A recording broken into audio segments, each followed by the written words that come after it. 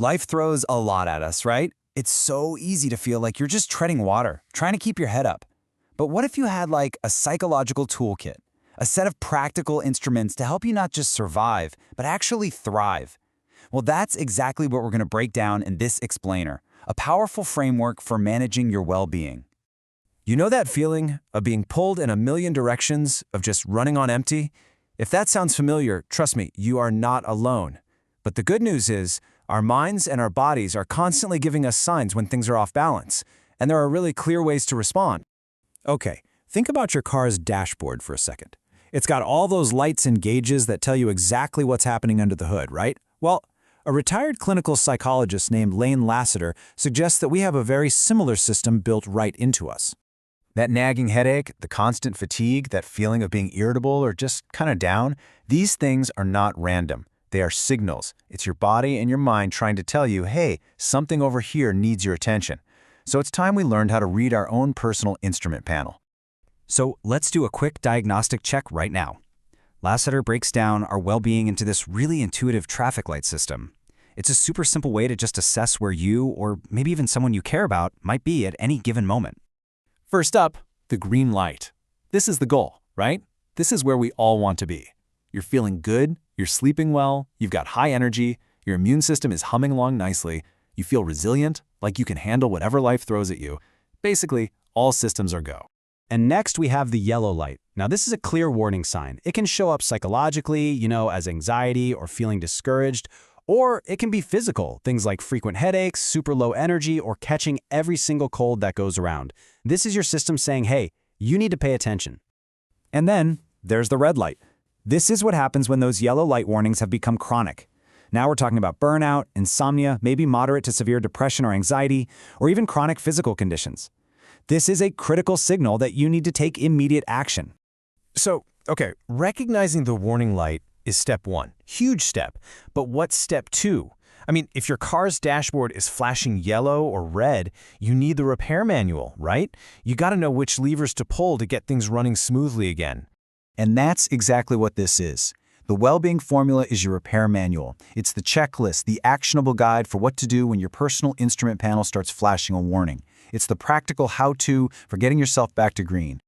And here they are, the 6 core elements. Plug the leak, put fuel in your tank, move away from the fire, deal with grief, envision a positive future, and provide service to others. Each one of these is an absolutely critical piece of the puzzle for maintaining your strength and your spirit.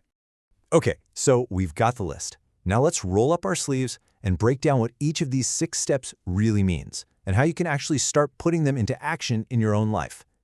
The very first step, step number 1, is all internal. It's about addressing that negative self-talk.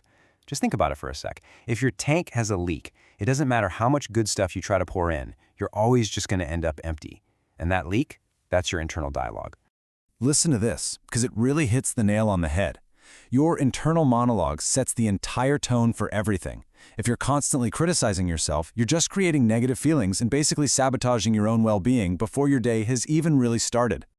So I want you to take a moment and honestly ask yourself, what's the quality of my self-talk? Am I my own best friend or my own worst critic?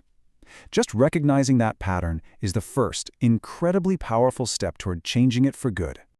All right, once that leak is plugged, it's time to refuel. This step is all about proactive, consistent self-care. And let's be clear, this isn't some luxury.